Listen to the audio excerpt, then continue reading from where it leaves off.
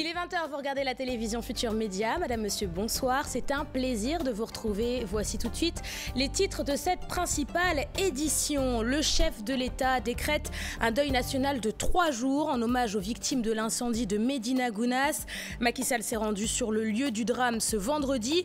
Nous ferons le point avec notre correspondant sur place, Abdoulaye Diallo.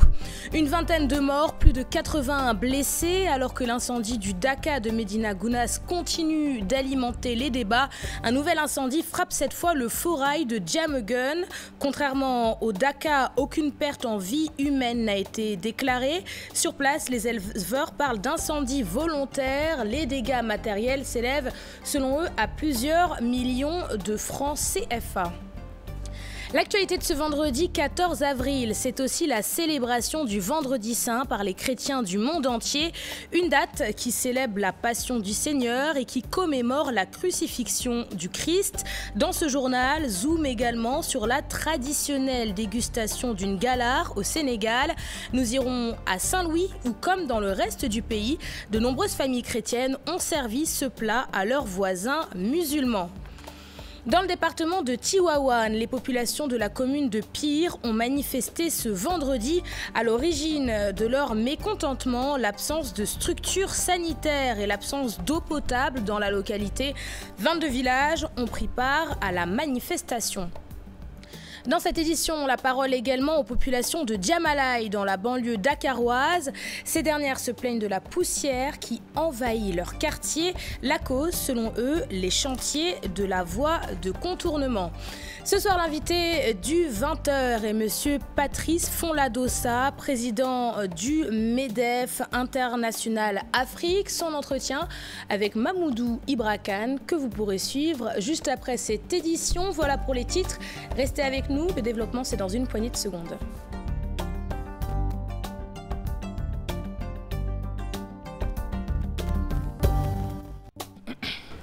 Bienvenue à tous et merci de vous informer sur la télévision Futur Média. Un journal que nous ouvrons avec la visite du chef de l'État ce vendredi sur le site où un incendie a tué plus d'une vingtaine de personnes à Médina Gounass. Hier jeudi, c'était le ministre de l'Intérieur qui était au chevet des victimes.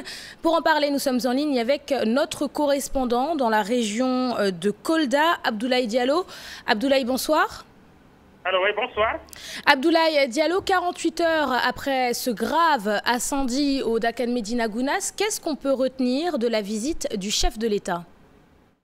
Oui, le président de la République qui était tout à l'heure au Daka de Médina Gounass a décrété 3 jours de deuil national. 3 jours pendant lesquels le drapeau sera en berne, a-t-il dit. C'est le président même qui a informé le public que le nombre de morts dans la catastrophe survenue au Daka de Médina Gounass, son nombre est passé de 23 à 25 morts. Il est aussi revenu sur son engagement à continuer les travaux de modernisation du Daka qu'il avait entamés. D'ailleurs, dans cette modernisation, il y aura une réorganisation du site du Daka. Il a aussi promis d'augmenter le nombre de forages dans le site du Daka. Il a formulé des prières à l'endroit des morts. Ensuite, lui-même a sollicité les prières de la communauté gounassienne pour un Sénégal émergent. Il a aussi dit que le président Alpha Condé de la Guinée lui a appelé au téléphone pour présenter ses condoléances et que les jours à venir, le gouverneur de l'Abbé viendra à Gounass pour présenter au Sénégal les condoléances du peuple guinéen à la nation sénégalaise. Merci beaucoup à vous, Abdoulaye Diallo. À retenir donc, le président Macky Sall décrète 3 jours de deuil national en hommage aux victimes de l'incendie de Médina Gounass. Pour rappel, le bilan s'élève à plus de 20 morts, 25 pour être exact, et à plus de 80 blessés.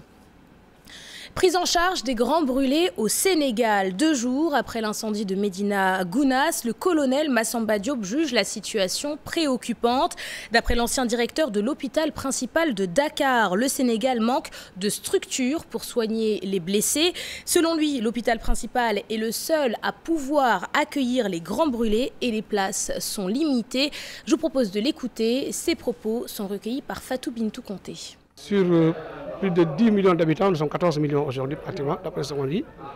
Il n'y a pratiquement qu'un seul hôpital qui a un environnement global pour la prise en charge de grands brûlés. Cet hôpital, c'est l'hôpital principal.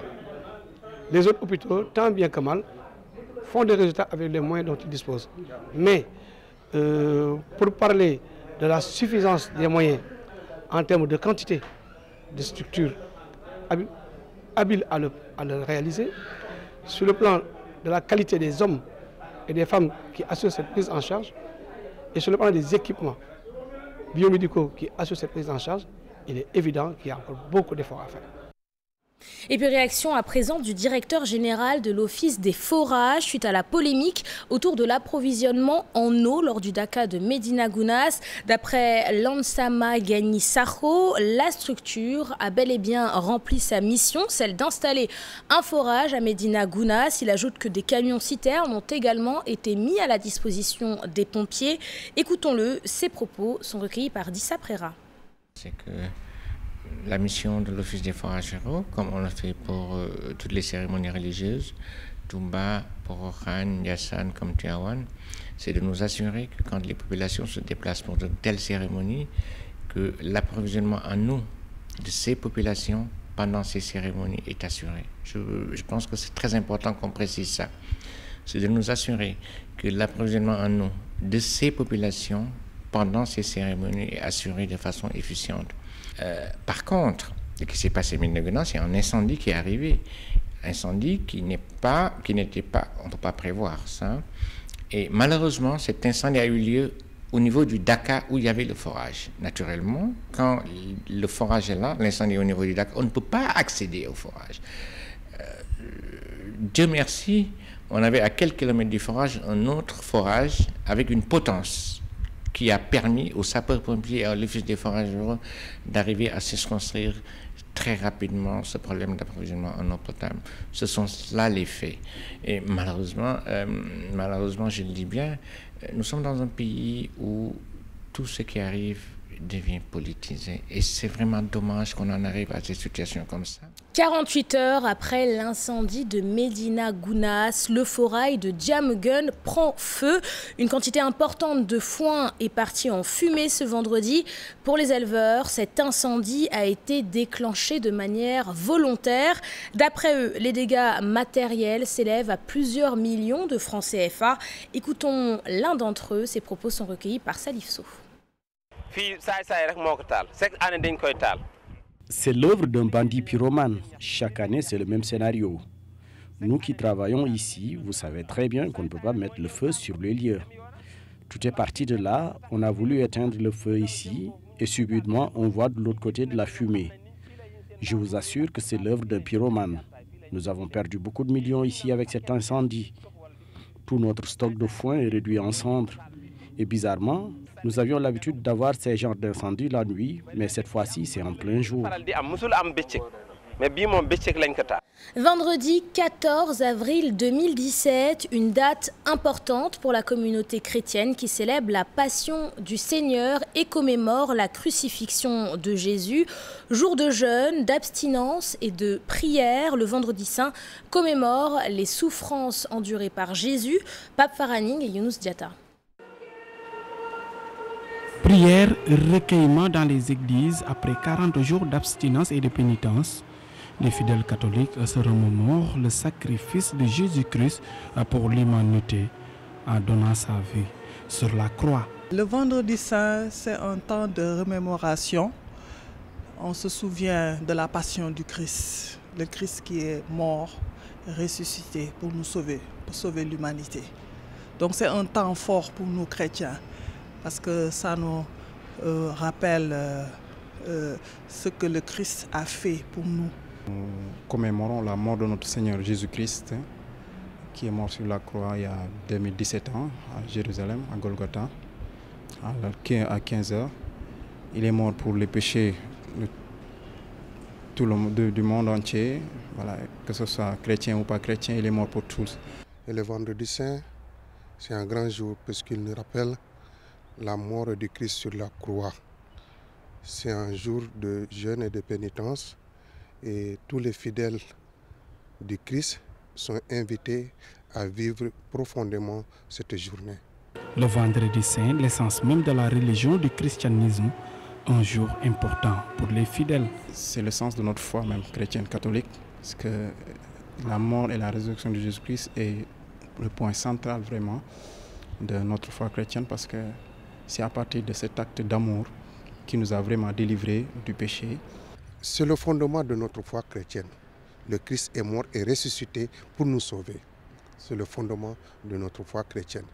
S'il n'y a pas de résurrection, vaine est notre foi.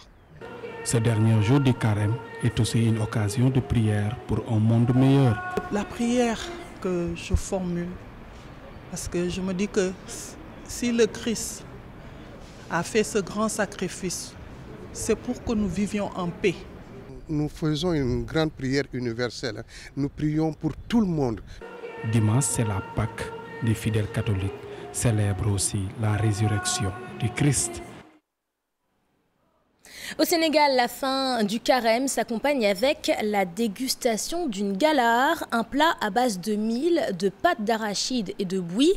Chaque vendredi saint, il est distribué par les familles chrétiennes à leurs voisins musulmans, une tradition de partage et qui symbolise l'unité dans un pays où les relations entre les religions cohabitent en tout cas dans le respect et dans la paix.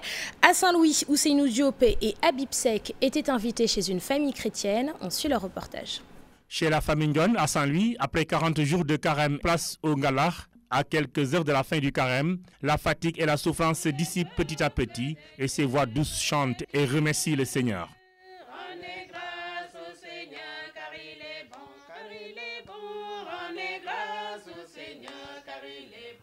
Aujourd'hui, on est là pour faire le Ngalar. C'est notre tradition. On va faire ça pour tout le peuple, musulmans comme chrétiens. Dans cette famille, la tradition est bien respectée. Les familles catholiques vivent avec une forte communauté musulmane. Pour mieux renforcer les liens entre les deux communautés religieuses, on partage le Ngalar avec des dizaines de familles musulmanes. Oui, on va distribuer pour les musulmans parce que quand il y a la fête de la Tabaski et la fête de la Korité, eux, ils ne nous oublient pas. C'est pour cela aussi, aujourd'hui, c'est à notre tour de les honorer. Et c'est une grâce d'Allah et c'est une bénédiction que le Seigneur Jésus-Christ qui nous a donnée. Pour remercier le Seigneur, les prisons seront aussi servies dans la soirée, comme pour dire qu'à la fin du carême, les femmes catholiques de la région nord ne veulent oublier aucune couche de la société. Les prisons aussi, on ne les oublie pas. Oui. Oui, vivre ensemble, on est tous ensemble, on forme une famille. Oui, on est des frères et sœurs aussi. Oui. Les 40 jours du carême terminés, la vie normale va reprendre son cours. Une reprise bien méritée par ces belles voix, visiblement fatiguées, mais soutenues par l'amour envers le Seigneur.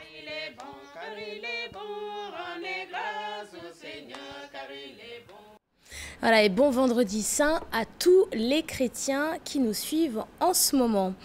De l'eau, c'est le cri du cœur des populations de Pire, une localité située dans le département de Tivaouane. Les habitants de 22 villages ont manifesté pour dénoncer leurs difficiles conditions de vie, accès à l'eau potable, mais également aux structures sanitaires. D'après le porte-parole du maire, la commune n'a pas les moyens de se moderniser. Cher Anta Diop, essaye la tire. À bord de charrettes et de taxi-brousses, les habitants de plusieurs villages de Pire se sont rendus à la place publique de Darou 6 pour exprimer leur colère rouge. Notre collectif Donner Main Ànd Sunu Wareef est une structure regroupant 22 villages qui ont la même vocation, dénoncer le mutisme des maires face à nos problèmes. La question d'eau occupe toujours notre esprit. D'où ce liquide précieux se fait rare dans notre localité, surtout à Ngawar, à Toubafal, à Kamipel et à Kersamala où il n'y a aucun point d'eau. La question de santé n'est toujours pas réglée dans notre localité, car tous ces villages convergent vers Pire en cas de besoin et cela se fait dans des conditions très difficiles. Nous demandons donc la construction d'un poste de santé dans l'un de ces 22 villages. Ces populations déversent leur bile sur le maire de Pire. Et sur ce, nous entreprenons le maire, M. Serimbou. Je pense que sa réponse est de dire je leur avais fait que de beaux promesses qui sont ensuite rangées dans les tiroirs. Et je dis à toutes les autorités, que ce soit autorités étatiques, que ce soit autorités communales, que si nos problèmes ne seront pas réglés, nos portes de village vous seront fermées lors des élections, Inch'Allah. Le chargé de la communication du maire Serimbou défend l'édile de la localité. La commune de Pire compte 59 villages, plus ça fait 60 villages. Et vraiment, on ne peut pas dire que nous avons satisfait à l'ensemble des demandes de la population. Vous connaissez avec l'acte 3 de la décentralisation, avec les manquements sur le plan de l'autonomisation des finances, les communes qui n'ont pas de moyens et de fonds propres n'arrivent pas à répondre aux besoins quotidiens de ces populations. Mais par rapport à l'échelle communale, on peut dire que dans le domaine de l'éducation, dans le domaine de la santé, dans le domaine du microcrédit, dans le domaine du développement d'une manière générale, la commune est en train de faire de grands pas dans ce secteur. Aujourd'hui, quand même, des gens qui ont été là pendant 12 ans, qui n'arrivent pas à satisfaire à ces demandes, nous, dans 2 ans et demi, 3 ans, quand même, on ne se dit pas, nous ne sommes pas des prophètes ni des dieux. On ne peut pas, dans 3 ans, régler des problèmes que les responsables n'ont pas pu régler pendant 12 ans. À en croire à ces populations, le manque d'eau est le principal problème dans plusieurs villages de la commune de Pire. Et puis manifestation dans la région de Ziguinchor, plus précisément dans les villages d'Efok et de Youtou, dans la commune de Santhiaba-Manjak. Munis de brassards rouges et de lampes à pétrole, les populations sont descendues dans la rue pour dénoncer l'absence d'électricité, d'eau potable et de réseaux de téléphonie mobile. Pour marquer le coup, les manifestants ont déposé un mémorandum au préfet. Je vous propose de suivre cette correspondance. Elle est signée par notre correspondant à Ziguinchor, Boubacar Diassi. Efok et Youtou, 2 villages de la commune de Santhiaba-Manjak situés à la frontière de la Guinée-Bissau. Ces villages souffrent d'un enclavement insolite. Pour s'y rendre, il faut traverser non seulement une vaste zone boueuse, mais aussi ces 2 ponts traditionnels. Et puis, ces villages n'ont ni électricité, ni eau potable, ni structure sanitaire, encore moins de réseau téléphonique. Suffisant selon les populations pour arborer des brassards rouges, brandir des pancartes, afin de se faire entendre auprès du représentant de l'État. Nous souhaitons de l'État le désenclavement, l'approvisionnement en eau potable et l'électrification de notre commune. Depuis 1992, beaucoup de problèmes du point de vue de la santé. Beaucoup de nos frères et sœurs malades meurent au cours de leur évacuation vers le district sanitaire de Oussouye. En plus, notre commune n'est couverte d'aucun réseau téléphonique. La réponse du préfet d'Oussouye. Il est prévu la construction de 3 forages. Un forage à Direct, à KM et un à Efok. La construction d'un poste de santé à Youtou. La construction d'un poste de santé à Youtou avec tout l'équipement qu'il faut. Pour ce qui est de la couverture téléphonique, il est prévu que l'installation d'antennes est pour régler le problème du désenclavement. Il est prévu de réaliser une piste de production sur l'axe Nyambala, Siganar, Youtou, Efok.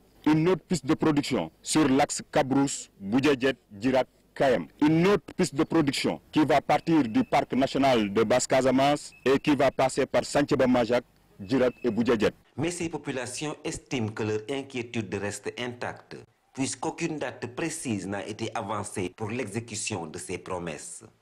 Je vous le disais en titre, beaucoup de poussière à Diamalaye, quartier situé dans la banlieue dakaroise. Sur place, les murs, les voitures et les bâches de commerce sont couverts d'une épaisse couche de poussière. D'après les populations, les chantiers de l'échangeur sont à l'origine de cette situation. Suivant ce reportage, il est signé Ibou Diouf et Ababakar Kamara. Pourtant, les initiatives ne manquent pas. Tout le matin, des camions-citernes arrosent cet axe pour éviter la poussière. Le constat reste le même. La zone de Diamalaye et ses environs est secouée par cette poussière causée par les chantiers. Ça nous a causé mal parce que déjà on a des problèmes avec les clients sur les moquettes. Déjà aujourd'hui on ne voit pas les clients. Ah, oui. On perd beaucoup de clients à cause de ces chantiers. Ouais.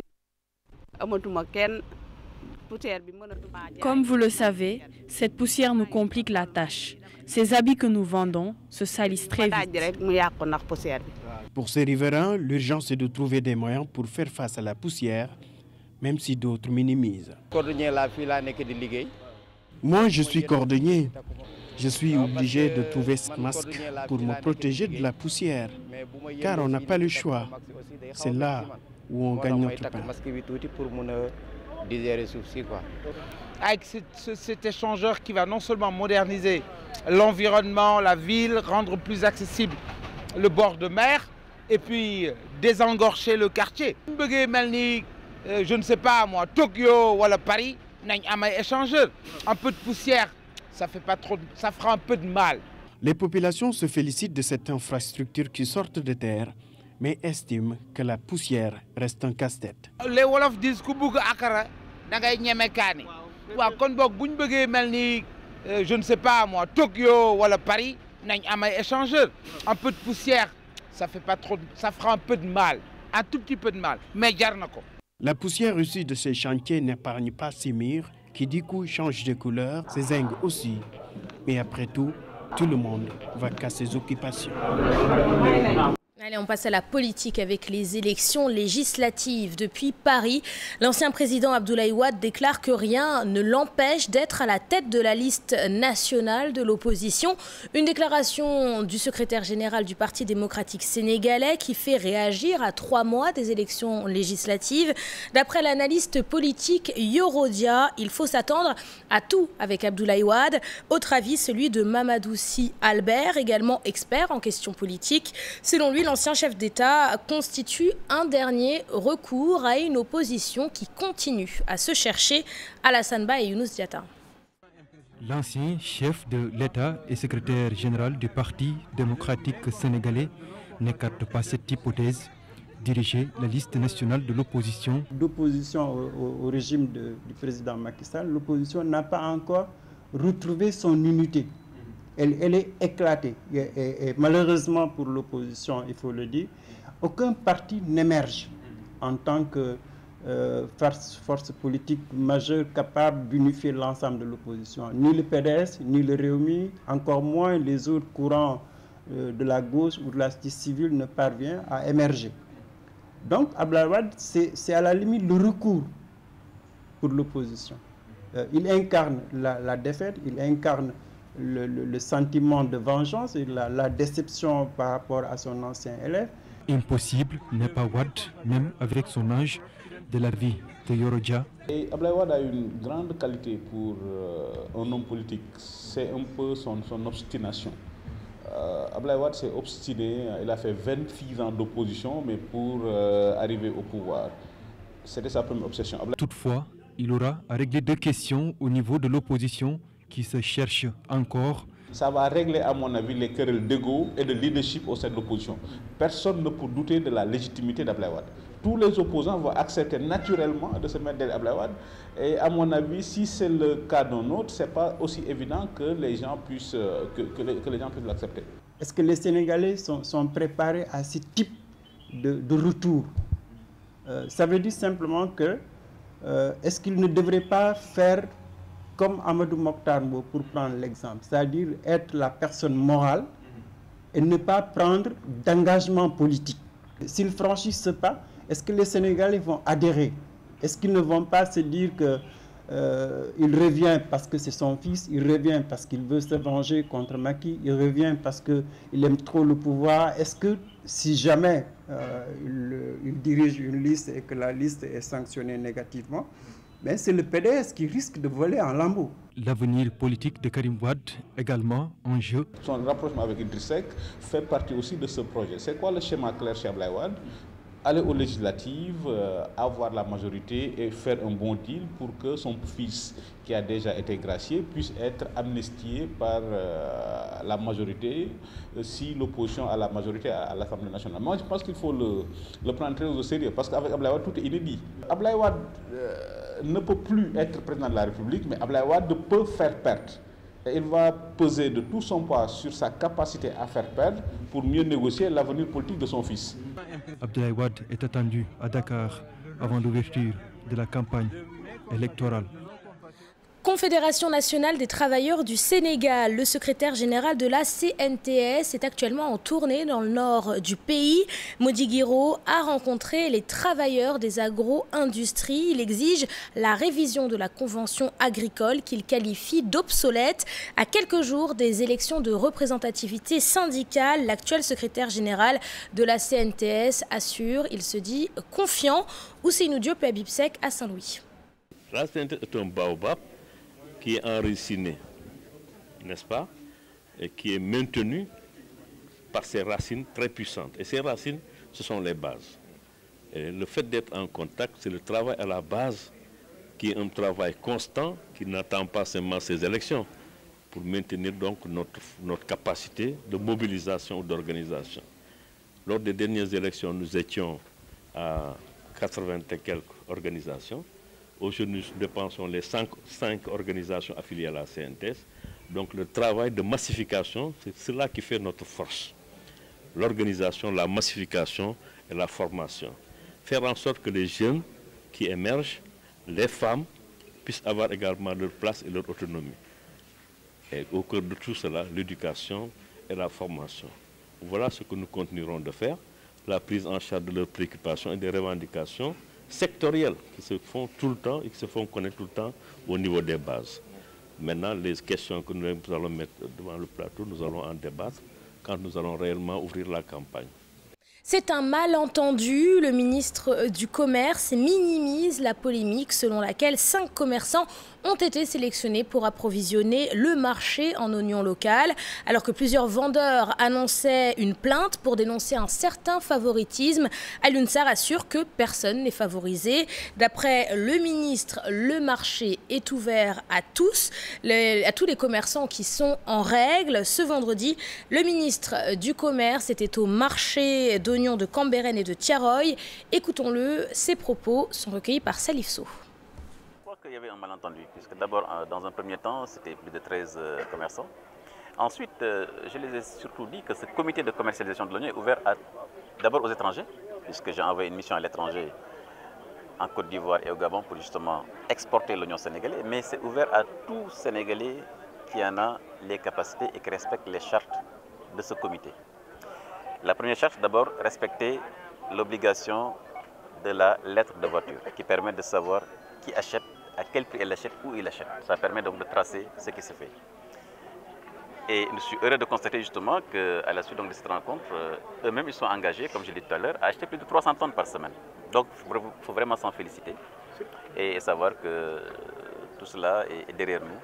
Le comité est ouvert à tout Sénégalais et à toute Sénégalaise qui en a les capacités, qui peut acheter. Nous avons aujourd'hui près de 400 000 tonnes d'oignons produits. Donc cela veut dire simplement qu'il y a de la place pour tout le monde. Ce n'est réservé ni à Moussa ni à Demba. C'est ouvert à tout le monde et ça a été compris. Nous sommes ici à Tiaroy avec les acteurs. Vous les avez entendus qui ont exprimé leur satisfaction et naturellement nous les encourageons. Et nous lançons un appel. Eux, ils ont prévu d'acheter 300 tonnes par jour. S'il y en a d'autres qui peuvent acheter 1000 tonnes par jour, nous sommes tout à fait ouverts également. La saison des pluies approche doucement. Le ministre délégué chargé de la reconstruction et de la requalification des banlieues a fait le tour des sites inondables de la commune de Kaolack. Pape Gorgui Ndong a tenu à rassurer les populations. Les habitants de ces quartiers inondables lui demandent tout simplement de tenir ses promesses. Ibrahima Diamé et Pape Alédien. Ces femmes qui sont toujours sous la hantise des inondations interpellent ainsi le ministre délégué chargé de la restructuration et de la requalification des banlieues et lui demandent de ne surtout pas faire comme les autres.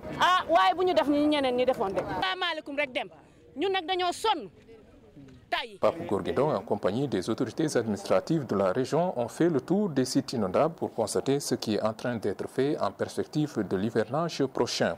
La visite que nous effectuons ici à Kaolack s'inscrit dans le cadre d'une démarche anticipative que nous avons entamée depuis une semaine au niveau du territoire national pour aller voir et s'enquérir de visu quels sont véritablement les problèmes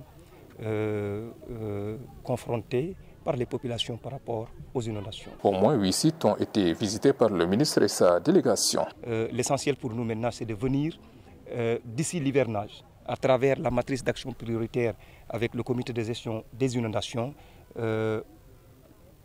répertorier l'ensemble des difficultés et mettre les mesures idoines et immédiatement pour que l'hivernage 2017 ne soit pas un calvaire pour les populations. D'abord, c'est de voir effectivement quels sont les ouvrages qui sont en train d'être mis en œuvre et leur suivi, mais aussi voir quels sont les éléments préventifs que nous devons mettre en place pour prendre des bonnes décisions et les mesures idoines à anticiper par rapport à l'hivernage 2017. Après Kaolack, le convoi du ministre a fait cap sur Kaffrine où les inondations ont fait d'énormes dégâts l'année dernière.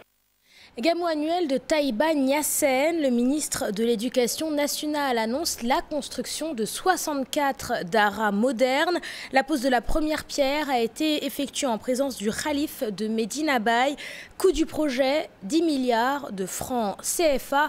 Écoutons Serine Baïtiam, le ministre de l'Éducation nationale. Ses propos sont recueillis par Ibrahima Diamé.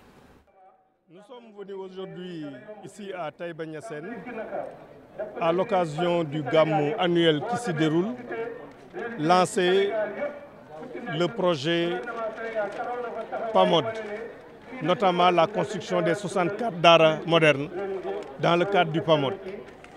Nous avons choisi de le faire ce jour en ce lieu parce que c'est une cité religieuse en présence du khalife Cheikh Ahmed Tidiane Ibrahim Niass, qui aujourd'hui représente tous les khalifes généraux du Sénégal, pour que ces derniers prient, pour que ce projet du président de la République, qui vise la construction de 64 daras modernes, dont 32 publics, 32 non publics,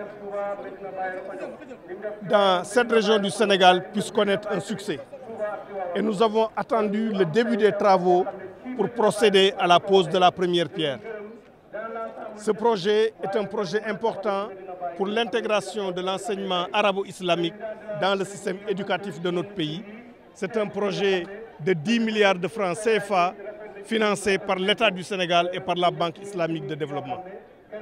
Parlons culture à présent avec cette exposition sur l'art rupestre en Afrique. Ça se passe au musée Théodore Monod, du Mozambique au Mali, en passant par la Libye et le Zimbabwe.